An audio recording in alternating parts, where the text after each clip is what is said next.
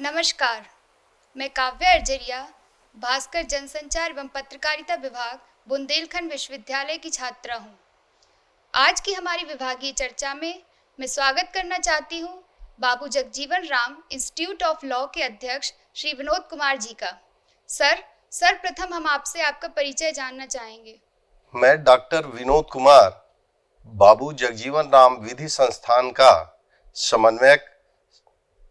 मैं सन 2008 में इस संस्थान को ज्वाइन किया और सन 2019 से लेकर अभी तक समन्वयक के पद पर कार्यरत हूं। मैंने प्राथमिक शिक्षा वाराणसी से प्राप्त की और उसके बाद वाराणसी में ही लॉ की शिक्षा काशी हिंदू विश्वविद्यालय से LLB LLM की शिक्षा प्राप्त की। उसके बाद मैंने रांची विश्वविद्यालय रांची से PhD की डिग्री प्राप्त की। सर, अब हम आपसे जानना चाहेंगे कि कानून के क्षेत्र में आपने ऐसा क्या आकर्षक पाया कि आपने इस विभाग का चुनाव किया? शुरू से ही मेरे मन में देश की शासन व्यवस्था को जानने के प्रति बहुत ही जागरूकता थी और मुझे इच्छा होता था कि हम देश का व्यवस्था सिस्टम जाने और संविधान को जानने की विशेष रुचि थी।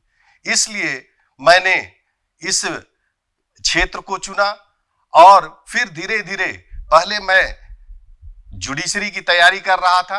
उसके उपरांत मुझे लगा कि शायद मुझे शिक्षण क्षेत्र में जाना चाहिए, इसलिए मैं शिक्षण क्षेत्र में आ गया।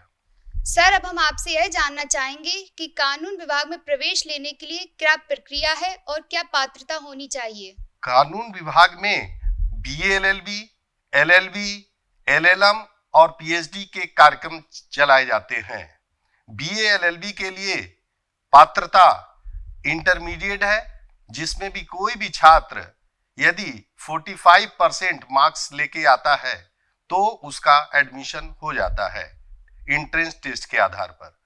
उसी प्रकार से LLB के लिए ग्रेजुएशन होना आवश्यक है। वो किसी भी डिसिप्लिन में हो सकता है, चाहे वो साइंस हो, कॉमर्स हो, आर्ट हो। उसमें भी योग्यता 45% की रखी गई है। सामान्य छात्रों के लिए, अनुसूचित जाति के छात्रों के लिए 40% रखी गई है, जबकि अन्य पिछड़ा वर्ग के छात्रों के लिए 42% रखी गई है। उसी प्रकार से LLM के छात्रों के लिए LLB में 50% अंक प्राप्त होने चाहिए। वो छात्र LLM में एंट्रेंस में शामिल हो सकते हैं। PhD के लिए LLM होना आवश्यक है। UGC नेट या फिर यूनिवर्सिटी की रिसर्च एंट्रेंस टेस्ट जरूर पास किया जाना चाहिए। सर, जो विद्यार्थी कानून विभाग से अपनी पढ़ाई पूरी करते हैं उनको भविष्य में क्या अवसर मिलते हैं? कानून के शिक्षा प्राप्त करने के उपरांत कोई भी छात्र सर्वप्रथम अधिवक्ता तो हो ही जाता है, क्योंकि बार काउंसिल ऑफ इंडिया में रजिस्ट्रेशन के उपरांत वो अधिवक्ता के रूप में पंजीकृत हो जाता है। उसके अलावा भी यदि कोई छात्र न्यायिक सेवा में या फिर प्रोसिक्यूशन साइड में जाना चाहता है, यानी कि सरकारी वकील बनना चाहता है, या फिर कारपोरेट सेक्टर में भी लॉ ऑफिसर बनने की संभावनाएं बहुत ज्यादा रहती हैं। तो छात्रों को हम लोग सलाह देते हैं कि जिस विभाग में आपको जाने की रुचि हो उसमें आप जा सकते हैं। काफी अवसर हैं इस क्षेत्र में। सर, हम आपसे यह भी जानना चाहेंगे कि कानून विभाग के विद्यार्थियों का प्रशिक्षण करने का सही समय क्या है और इसके क्या लाभ होते हैं? कानून के अंतिम वर्ष के छात्र BA LLB फाइनल ईयर और LLB के फाइनल ईयर के बच्चों को इंटर्नशिप के लिए जिला न्यायालय, उच्च न्यायालय में प्रशिक्षण के लिए भेजा जाता है। वहां वो प्रशिक्षण प्राप्त करके जब वो अधिवक्ता के रूप में पंजीकृत होते हैं तो उन्हें अनेक प्रकार के लाभ प्राप्त होते हैं।